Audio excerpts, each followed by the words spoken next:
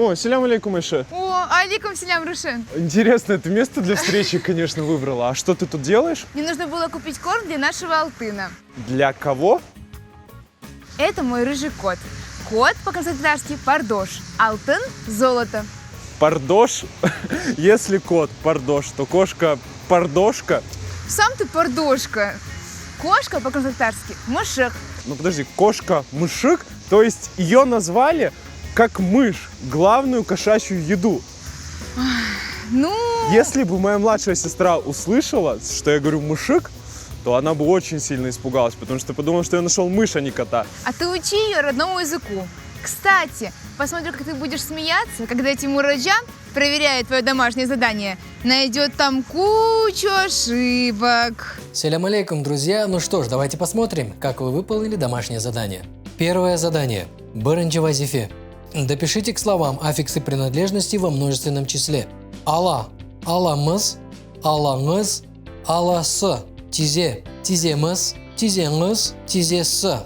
Дайы, дайымыз, дайыңыз, дайысы. Эмже, эмжеміз, эмжеңіз, эмжесі. Енге, енгеміз, енгеңіз, енгесі. Второе задание. Экинчи вазифе. Переведите и запишите словосочетание на крымско-татарском языке. Экі доғмыш аға, экі доғмыш тата, экі доғмыш ағамыз, экі доғмыш татамыз, экі доғмыш оғлан қардашыңыз, экі доғмыш қыз қардашыңыз, оларның оғлан торыны, оларның қыз торыны. Ты прекрасно справился с существительными принадлежностями и их аффиксами.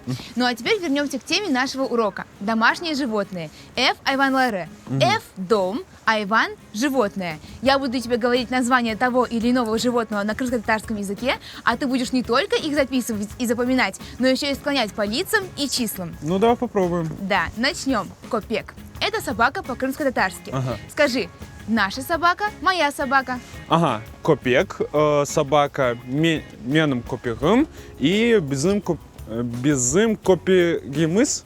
Правильно? Только бзым копегымыз. Безым копегимыс. Ну и давай тогда сразу с многострадальной кошкой. Мышик, меным мышикым. Нет, как-то не звучит. Меным мышигым. Верно. Теперь смотри, у моего дяди в селе очень много домашних животных. Это корова, сыгыр, лошадь, ат, баран, кой, коза, ечка, каз, гусь, а также тавук, курица. Ого, их целая ферма. Боюсь, мне будет трудно запомнить. Тогда записывай. Итак, корова, сыгыр. Скажи, твоя корова, ваша корова. Сыгыр, сенын сыгырын и сизнын сыгырыныз. Да, только сызнын, сыгырыныз. И старайся делать ударение на последний слог. Ага, сизнын сыгырыныз. Да, молодец. Лошадь, ат. Скажи, его лошадь, их лошадь. Ага, ат onun аты и оларның аты.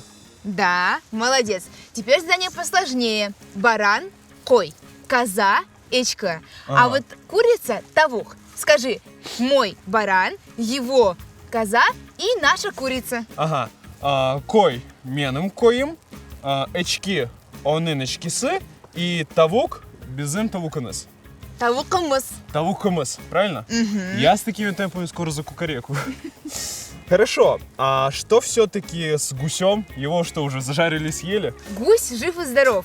Кстати, у моего дяди в селе есть еще и утки. Ага. Утка попи. Попи.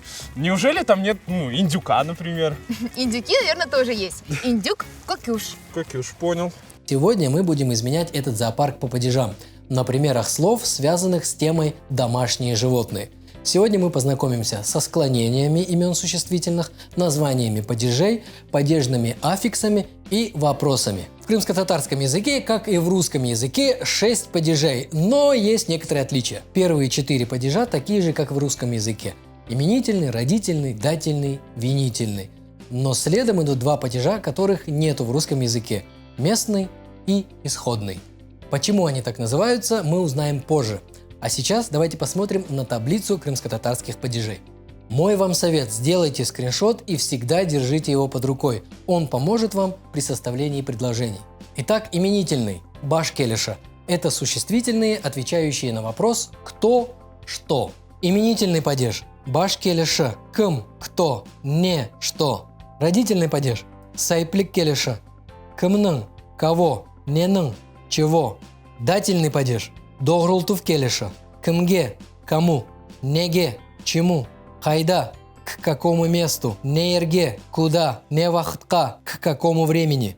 Винительный падеж. Тшум келеші. Кымны, кого, нені, чего. Местный падеж. Ер келеші. Кымде, у кого, в ком. Неде, у чего, на чем, в чем. Қайда, где, куда. Неерде, в каком месте. Не вақыт, в какое время. Чықыш келеші. Исходный падеж. Кымден, от кого, из кого. Неден, от чего, из чего. Қайдан, откуда. Неерден, с какого места. Не вақыттан, с какого времени. Кымнен, с кем. Ненен, с чем. Пусть вас не пугает эта таблица. Конечно же, сразу запомнить все очень сложно. Поэтому сегодня мы остановимся на двух падежах. Баш келеші, именительный падеж, и сайплик келеші, родительный падеж. Итак, именительный падеж. Его название говорит само за себя. Баш келеші. Баш – главный, келеш – падеж. Баш келеші – главный падеж, потому что он обозначает существительное, первую главную форму слова и отвечает на вопрос «кым», «кто» и «не», «что». Например, «кым» – Адам, «кто» – человек, «не» – копек, «что» – собака. Ой, Айше, Тимур Аджа ошибся. Собака, она же одушевленная, значит, отвечает на вопрос «кто». Нет, Рушан, никакой ошибки нет. То, что ты говоришь, относится к русскому языку, а в краснодарском языке вопрос «кто» «кым» относится только к человеку, а все остальное, включая животных, отвечает на вопрос «не», «что». Ну к этому надо будет привыкнуть. Айше права, на вопрос «кто» именительного падежа отвечают только те слова, которые имеют отношение к людям. Имя человека, его профессия, социальный статус и семейное положение. Например, Адам, Оджа, Ана, Баба, студент, Бала, Хартана, Хартбаба, Тизе, Алла, МД, Ага, Тата. Все, что не относится к роду человека или его лица, предметы, явления живой и неживой природы, отвечает на вопрос «не». Например, Мектеп, Эв, Кун, Саба, Софра, Сыгыр, Мышық, Эчка, Папи. Давай немного потренируемся. Я тебе называю имя существительное, а ты задаешь вопрос. Поехали. Буат – это лошадь. Слово «бу» означает «это». Задай вопрос, построив предложение таким же образом. Буат, значит, буне. Бутимураджа. Буким. Букопек. Буким. Неправильно. В крымско-татарском будет буне. Бу... Даим. Буким. Бумышек. Буне. Бусыгыр. Буким. Буне. Буденызджы. ДНЖ это моряк, значит буким. Бу университет. Бу студент. Буне, буким. Салыша, мне кажется, я все понял. Буким это отвечает на вопрос только связанное с людьми, с их профессиями и статусом, а все остальное буне. Итак, именительный падеж баш келеші отвечает на вопросы «кым», «не». Теперь родительный падеж. На крымско-татарском сайплик келеші от слова «саип» – хозяин. И все сразу становится понятным. Здесь слова, которые означают принадлежность к кому-то или чему-то. Они отвечают на вопросы «кого», «кымның», «чего», «ненің». Одним словом, чей. И отвечая на эти вопросы, нужно прибавлять аффиксы принадлежности, которые вы уже знаете. Кымның, Адамның, Айшенің, Оджаның, Тизенің, Ненің, Мектепның, Азбарның, Мышықның, Копекның, Эчкінің. Ну что, опять потренируемся? Я буду говорить слова по-русски в именительном и родительном падеже, а ты будешь переводить их на крымско-татарский и при этом задавать правильный вопрос. Окей, давай попробуем. Отец отца. Ким баба, кимнын бабанын. Юрист юриста. О, это про меня. Ким адлиджи, кимнын адлиджинын. Кот кота. Не мышак. Нет, подожди, неправильно. Я перепутал кота с кошкой. Да. Не Пардош. пардош, ненын пардошын. Молодец. И чтобы окончательно закрепить наши знания по теме домашние животные, запишем еще несколько слов, о которых не успели поговорить. Теке, козел, тай, жеребенок, кучерек, щенок, хорас, петух И Чепче, цыпленок. Окей, я обязательно запишу. Рушен, Айше, вы просто молодцы. А теперь давайте запишем домашнее задание. Первое задание. Быранджи вазифе. Запишите название домашних животных в родительном падеже. Второе задание. Эконджи вазифе. Запишите в первый столбик слова, отвечающие на вопрос «кым», а во второй столбик, отвечающие на вопрос «не».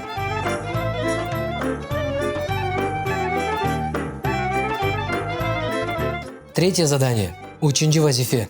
Переведите на крымско-татарский язык предложение.